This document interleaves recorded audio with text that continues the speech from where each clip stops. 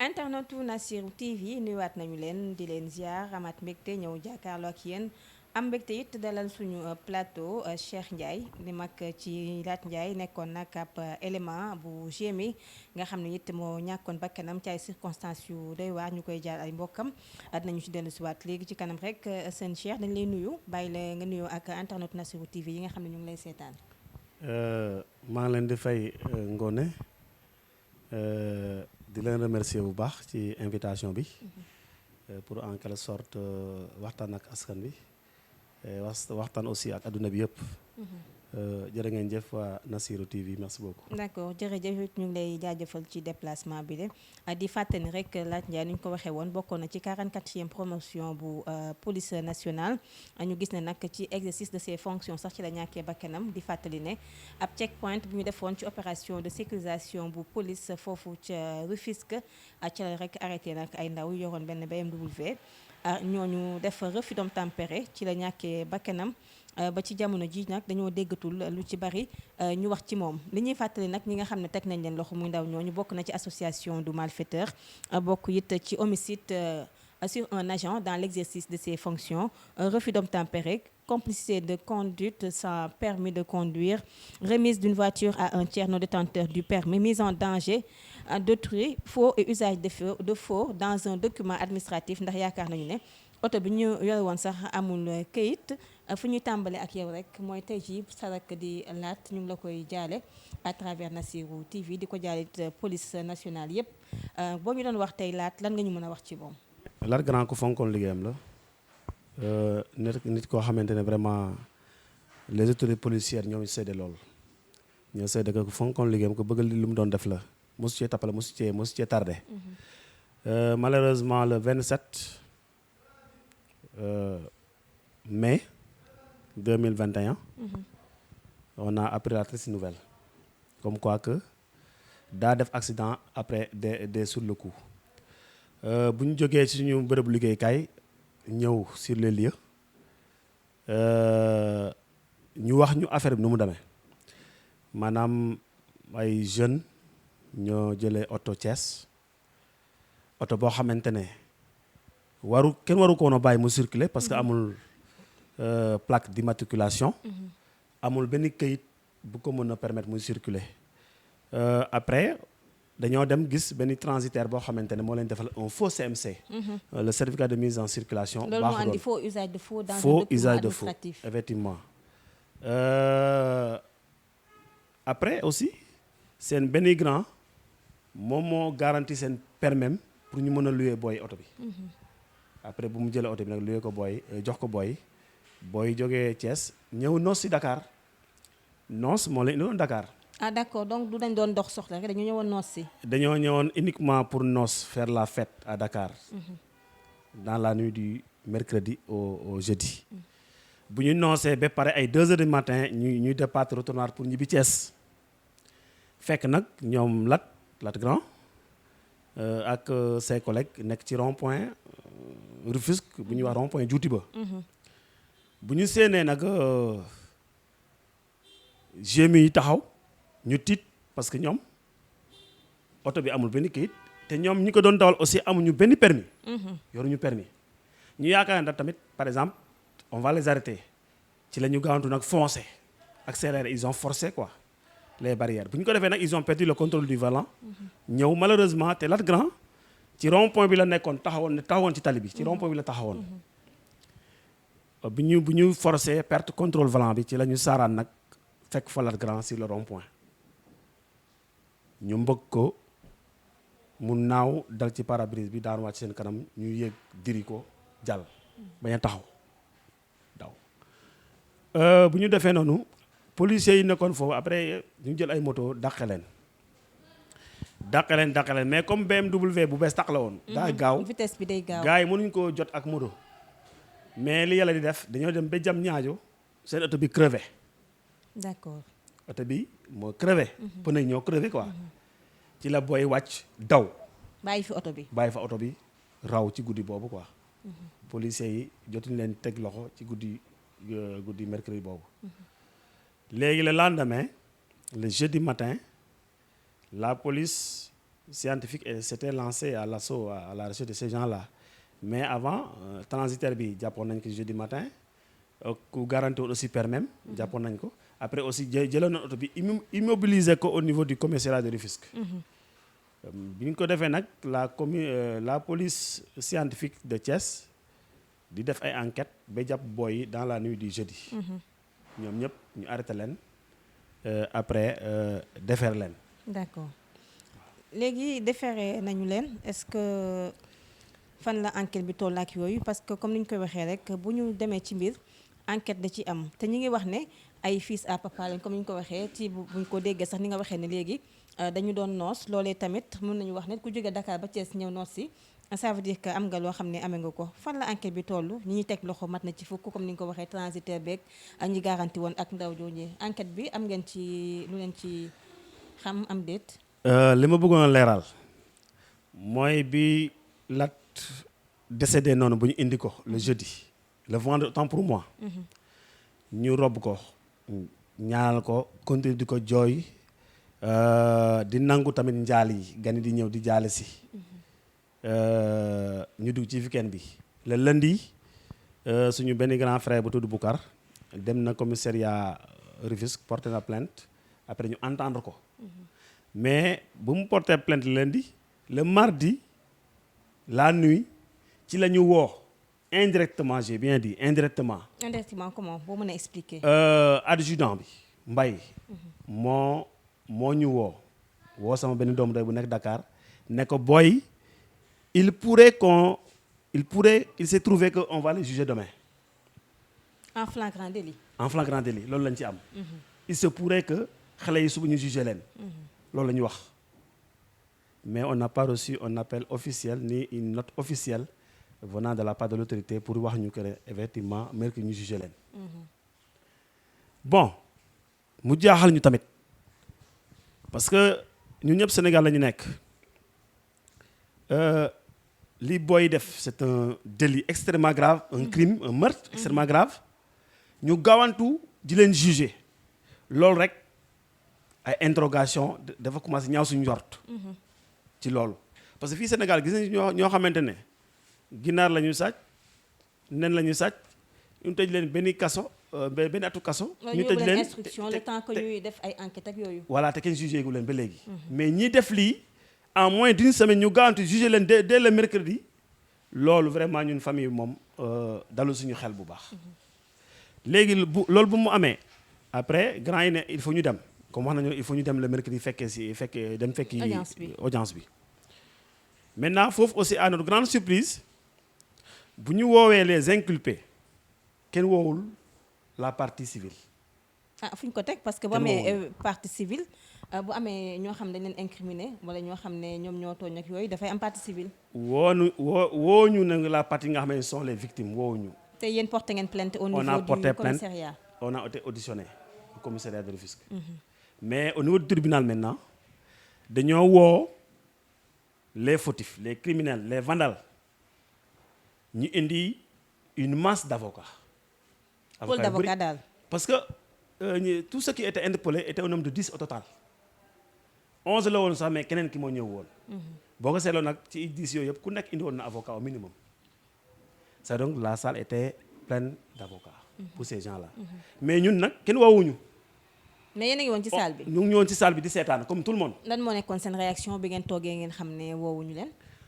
bon non on n'avait pas réagi parce que c'est une affaire du tribunal normalement ñun suñu tur dafa waroon nekk ci PV bi.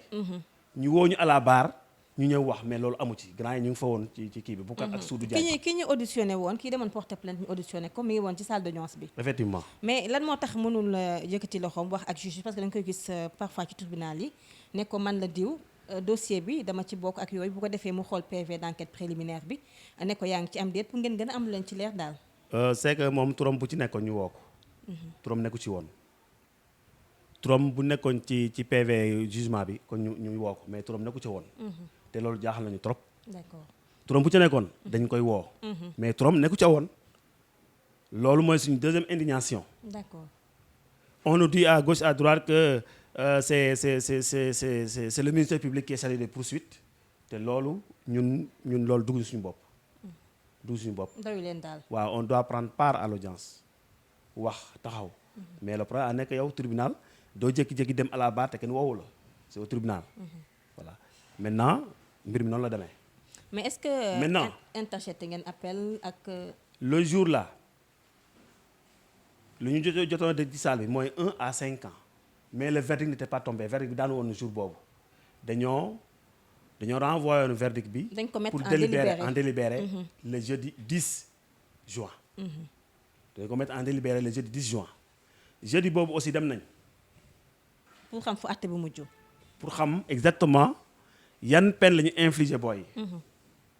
mais ñun ci salle ba lañ nekk ba audience yëpp jeex ba si président tribunal ne la séance est levée ci ñun dégguñu fenn fu ñu indee le cas là dégguñu ko. mais commencement audience bi ba ñuy wax délibéré xam nga comme par exemple tribunal yaakaar naa du man sax maa la koy jàngal parce que def nga armée xam nga processus bi nu muy demee bu ñu ñëwee rek dañuy joxe délibéré yi bu ñu joxewul délibéré dañuy wax délibéré en cours d'audience pour xaar le temps que délibéré di ñëw bi yéen a fa njëkk juge bi wala juge bi leen fa njëkk. voilà je crois que ñun dañoo fekk ñu délibéré ba pare. parce que on a accusé de retard.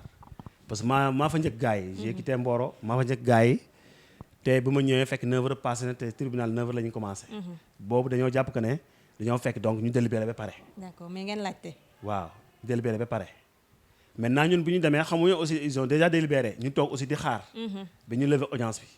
maintenant après on a vu les avocats par la suite après ils nous vont ñu ne ñun dañuy xaar procès de jugement bi xaw ma le procès verbal de jugement.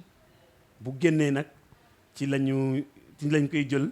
xam exactement ce qui a été fait bu ko defee nag ñu doog a continuer liggéey bi. kon yéen ba jamono ji nga toogee fii di def interview ak ñun xale yooyu xamoo la ñaata lañ leen tëj. effectivement ba jamono yu wax yow nii instant yi nii la famille xamuñu exactement ñaata at lañ leen tëj. wala ñaata weer lañ leen tëj xamuñu ñu ñuy tëj ak ñu ñu bàyyi xamuñ ko. jusqu'au moment où nous sommes. xamuñ ci dara. kon PV de jugement bi ngeen di xaar pour interjeter appel. effectivement dañuy xaar PV de jugement bi non seulement pour interjeter appel mais aussi pour dugal le dossier sur les dommages et intérêts. d'accord léegi lu jëm ci droit de l'homme ici ak société civile comme ni ñu def xam nañu àq ak yelleef doomu aadama te muy doomu aadama man yow wala policier ñëpp ci ñooñu kuréel googu ci ñu ko ëmb lañ lan mooy seen taxawaay ci mbir mi bi mu amee. ñun côté boobu mbelteel bu mag lañ ci am. On a été dessus on a été désemparé dans cette situation parce que damaa jàpp que ne par exemple tey jii nii bu ñu amee benn policier bu doon liggéeyal Sénégal.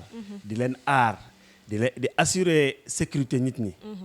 bu demee ba situation bi dem ñu fekk fu mu doon liggéey ñu rey ko mbëgg ko ci leen neex je croyais que la moindre des choses c'était que société civile wala le défenseur des droits de l'homme wax ci.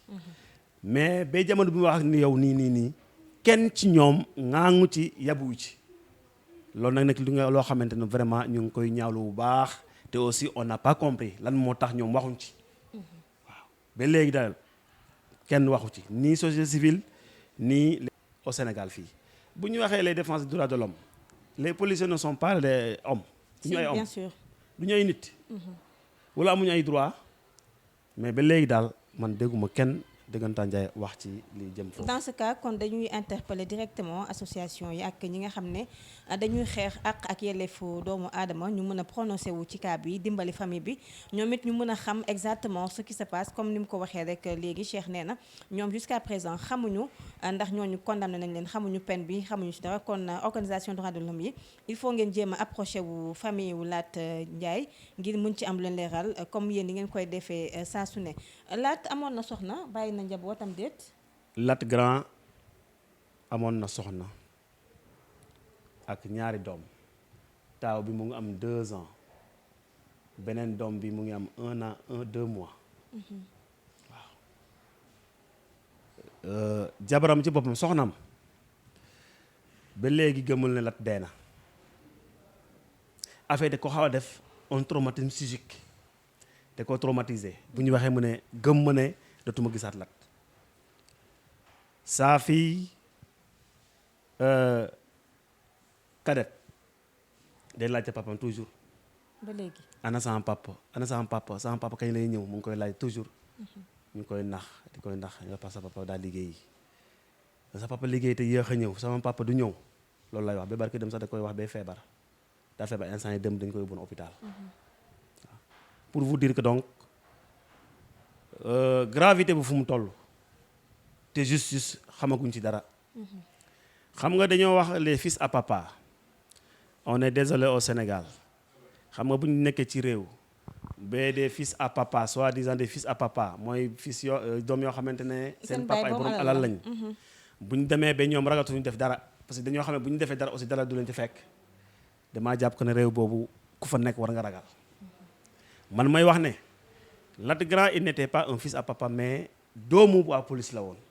Lat Grand doomu waa Sénégal la woon bëggoon Sénégal nekk un patriote.